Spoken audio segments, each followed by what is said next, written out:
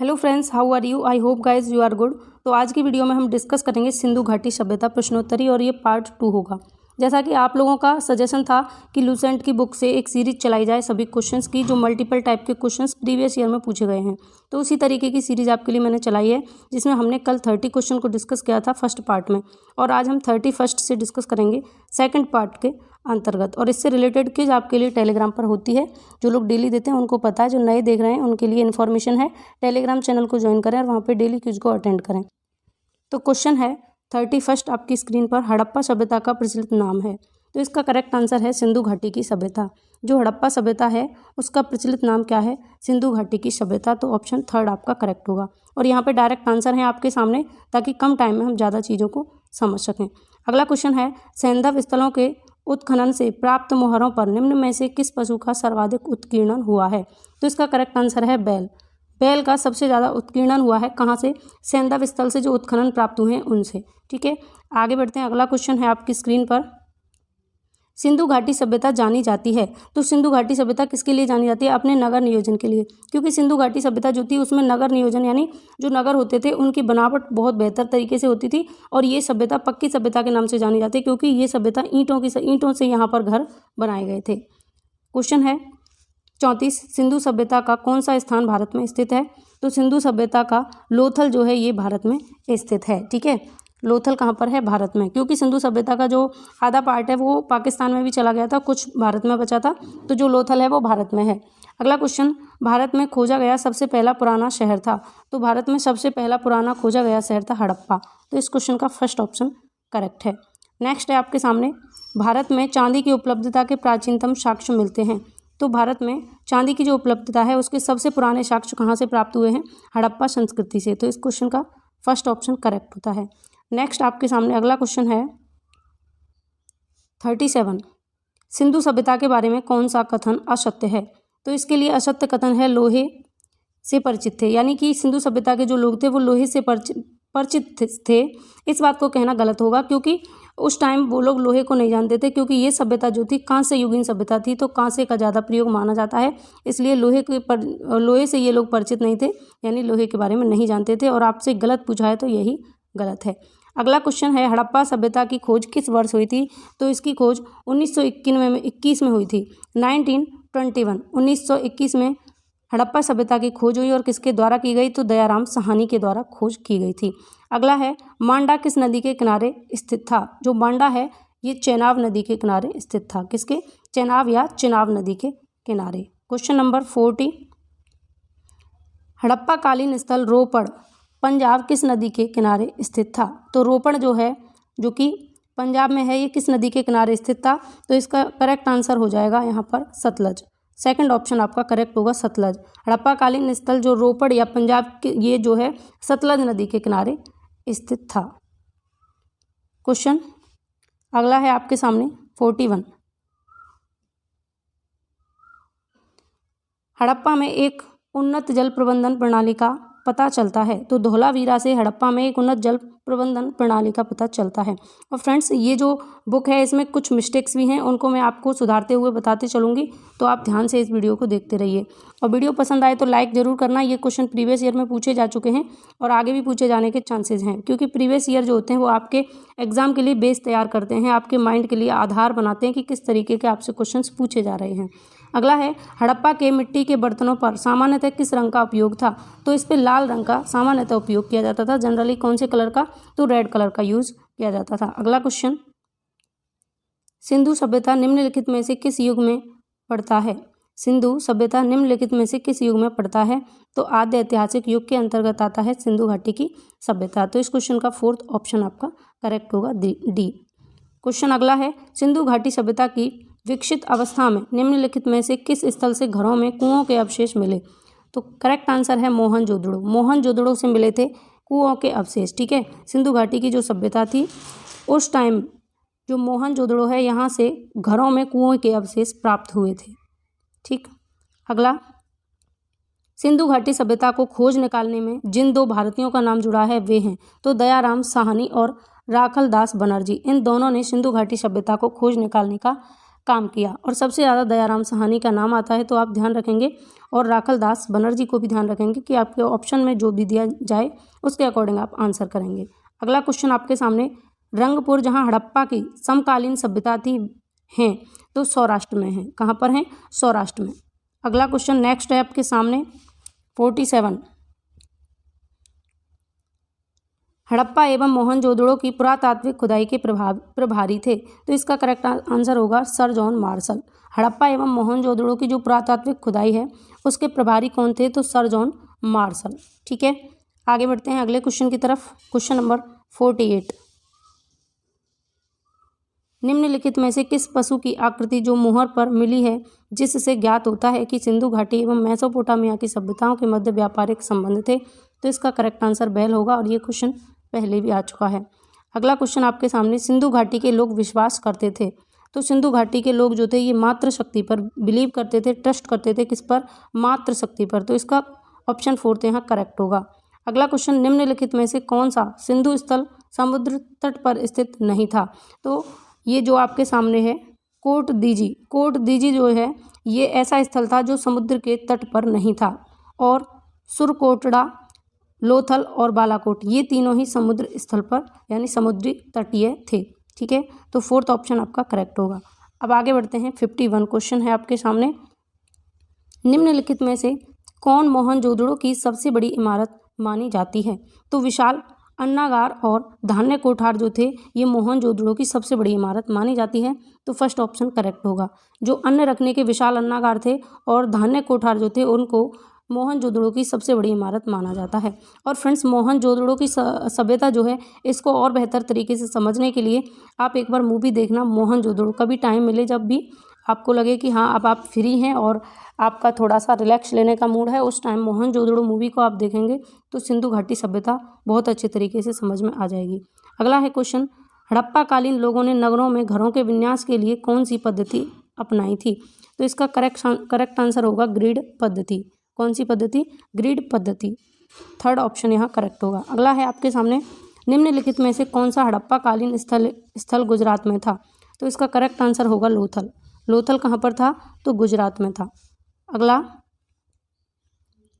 निम्नलिखित पशुओं में से किस एक को हड़प्पा सभ्यता में पाई मोहरों और टेढ़ाकोटा कलाकृतियों में निरूपण अंकन नहीं हुआ था? तो इसका करेक्ट आंसर क्या हो जाएगा?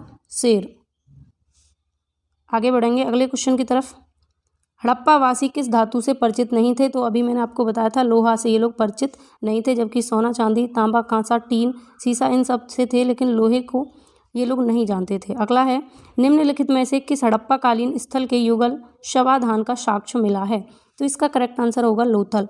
लोथल से युगल शवाधान का साक्ष्य प्राप्त हुआ है। ठीक है, आगे चलते हैं। अगला क्वेश्चन आपके सामने 57, कपास का उत्पादन सर्वप्रथम सिंधु क्षेत्र में हुआ जिसे ग्रीक या यूनान के लोग किस नाम से पुकारा? ग्रीक या यूनान के लोगों ने किस नाम से पुकारा? तो इसका नाम रखा था सिंडन। सिंडन नाम से इसको पुकारा था। जो कपास उत्पादन हुआ था सर्वप्रथम सिंधु क्षेत्र में, इसको क्या कहा गया था? सिंडन कहा गया था। किन लोगों ने कहा? ग्रीक या यूनानी लोगों ने इसको क्या कहा था? सिंडन कहा था। तो इस क्वेश्चन का फर्स्ट ऑप्शन करेक्ट होगा। आगे बढ़ेंगे। अगला क्वेश्चन है, हड़प्पा सभ्यता के काल का तांबे का रथ किस स्थान से प्राप्त हुआ? तो दैमाबाद से तांबे का रथ प्राप्त हुआ। हड़प्पा काल का तांबे का रथ कहाँ से प्राप्त हुआ? तो दैमाबाद से प्राप्त हुआ था। अगला क्वेश्चन नेक्स्ट आपके सामने, हड़प्पावासी किन किन धातुओं का आयात करते थे? उत्तर कूट में देना है आपको। ऑप्शंस यहाँ पर कूट दिया हुआ है, चांदी, टिन और सोना। तो इसके लिए बताना है आपको 1, 2, 3। यहाँ तीनों ही सही हैं क्योंकि चांदी के बारे में भी जानते थे, टिन के बारे में, सोने के बारे में भी जानते थे। अगर यहाँ लोहा इंक्लूड होता तो हम उसे अपने आंसर में इंक्लूड नहीं करते। ठीक है, तो आगे चलेंगे अगले क्वेश्चन की तरफ। नेक्स्ट है आपके सामने क्वेश्चन है, हड़प्पावासी लाजवर्द यानी भवन निर्माण की सामग्री का आयात कहाँ से करते थे? तो इसका करेक्ट आंसर होगा हिंदू कुश क्षेत्र के बदख्शां से करते थे। तो फर्स्ट ऑप्शन यहाँ करेक्ट होगा, हिंदू कुश क्षेत्र के बदख्शां से किसका आयात करते थे? तो लाजवर्द का, यानी भवन निर्माण की सामग्री। जैसे भवन निर्माण के लिए क्या चाहिए, ईंट वगैरह जो भी सामग्री होती थी उसका आयात ये लोग करते थे। ठीक, आगे है आपके सामने अगला क्वेश्चन 61। तो क्वेश्चन है, अफगानिस्तान स्थित सिंधु सभ्यता के स्थल हैं। तो करेक्ट आंसर होगा मुंडीगाक और सुरतागोई। तो उपरोक्त दोनों सही हैं, ए और बी दोनों ही सही हैं। अफगानिस्तान में ये दोनों स्थित हैं जो कभी सिंधु सभ्यता के स्थल हुआ करते थे, मुंडी घाट और सुरतागोई। तो ये अफगानिस्तान तक बट गई सिंधु घाटी की सभ्यता, पाकिस्तान अफगानिस्तान तक। तो ये जो नीचे की साइड पाकिस्तान से नीचे है और हमारे भारत का जो बॉर्डर टच करता है अफगानिस्तान, वहाँ पर ये दोनों मिलते हैं, मुंडी घाट और सुरतागोई। अगला क्वेश्चन आपके सामने, कौन कौन से नगर सिंधु सभ्यता के बंदरगाह नगर थे? तो करेक्ट आंसर होगा उपरोक्त सभी, क्योंकि लोथल एवं सुत्का-गेंडर और अल्लाहदीनो एवं बालाकोट और कुंतासी ये तीनों ही सिंधु सभ्यता के बंदरगाह नगर थे।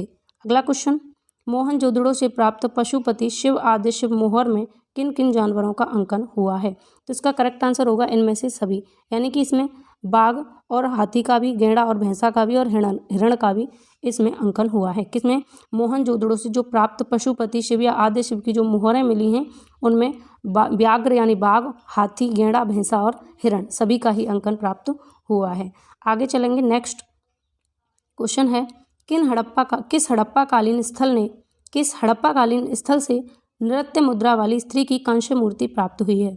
तो करेक्ट आंसर होगा मोहनजोदड़ो। मोहनजोदड़ो से नृत्य मुद्रा वाली स्त्री की कांस्य मूर्ति प्राप्त हुई है, क्योंकि मोहनजोदड़ो में स्त्रियां नृत्य करती हुई दिखाई गई हैं, यानी ऐसी मूर्तियां वहां से प्राप्त हुई हैं। तो इससे पता लगता है कि उस टाइम के लोग, जो हड़प्पाकालीन लोग थे, वो नृत्य से भी बहुत ज़्यादा परिचित थे। आगे है अगला क्वेश्चन, किस हड़प्पाकालीन स्थल से पुजारी की प्रस्तर मूर्ति प्राप्त हुई है? तो हड़प्पा से। कहाँ से? हड़प्पा से ही हड़प्पाकालीन पुजारी की प्रस्तर यानी पत्थर की मूर्ति प्राप्त हुई है। ठीक है, तो पुजारी की पत्थर की मूर्ति कहाँ से प्राप्त हुई है? हड़प्पा से प्राप्त हुई है। अगला क्वेश्चन है, किस सिंधुकालीन स्थल से एक ईंट पर बिल्ली का पीछा करते हुए कुत्ते के पंजों के निशान मिले हैं? तो आंसर है चंदहूदड़ो। ठीक है, चंदहूदड़ो। तो इसका करेक्ट आंसर हो जाएगा ऑप्शन थर्ड, चंदहूदड़ो।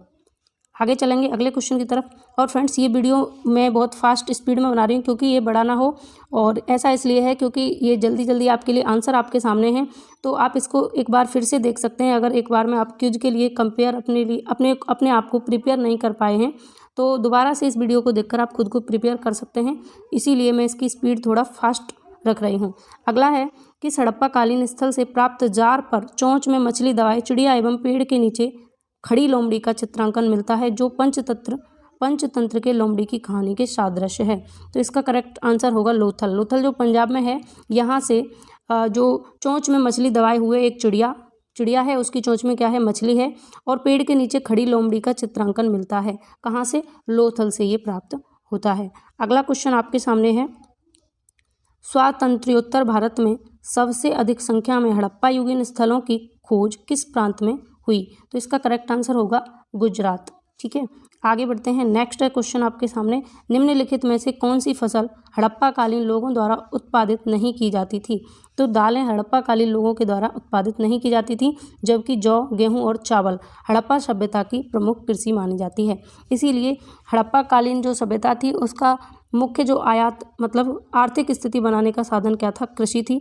इसलिए हड़प्पाकालीन सभ्यता का मुख्य व्यवसाय भी कृषि ही मानी जाती है।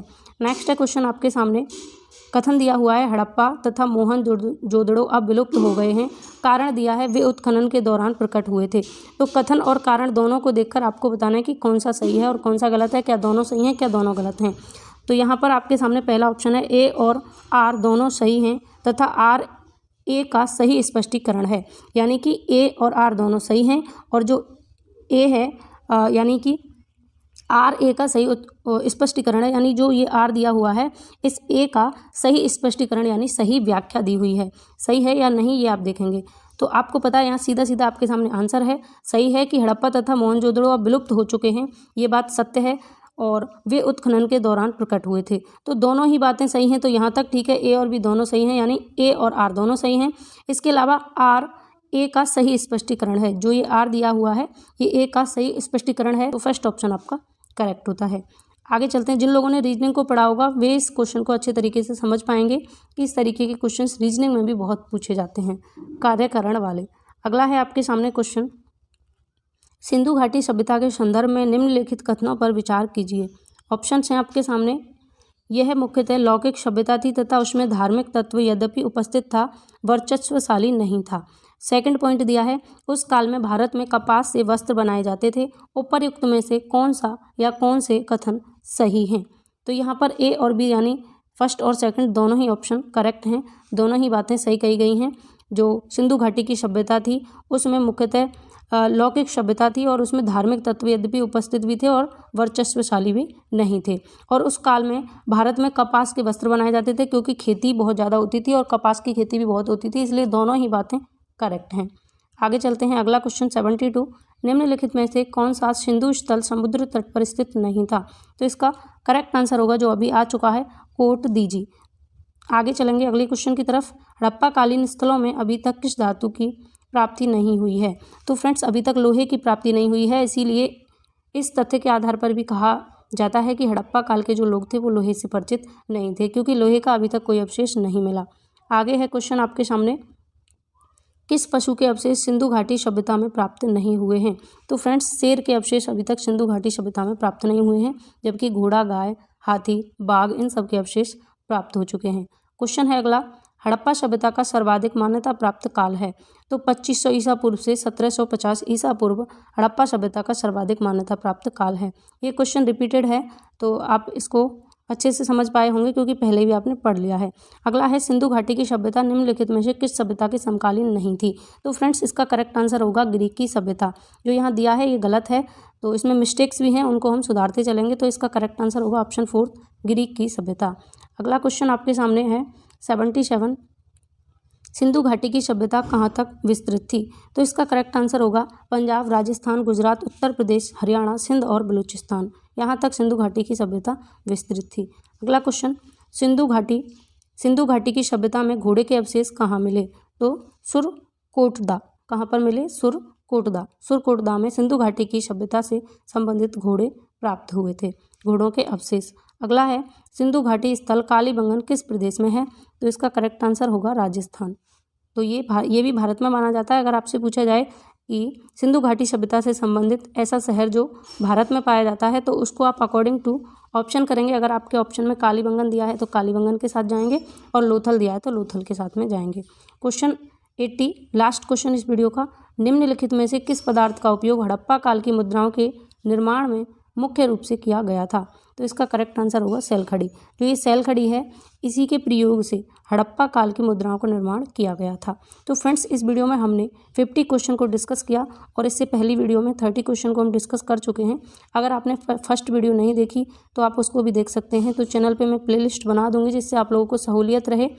तो इतिहास की मैं प्लेलिस्ट आपके लिए बना दूंगी, आप लोग वीडियो को देखिएगा और मुझे अपने सजेशन ज़रूर बताइएगा कि आपको वीडियो कैसी लगी। और इस सीरीज़ को अगर आप और आगे चाहते हैं तो कमेंट करके ज़रूर बताएं। मिलते हैं अगली वीडियो में। Bye bye, take care.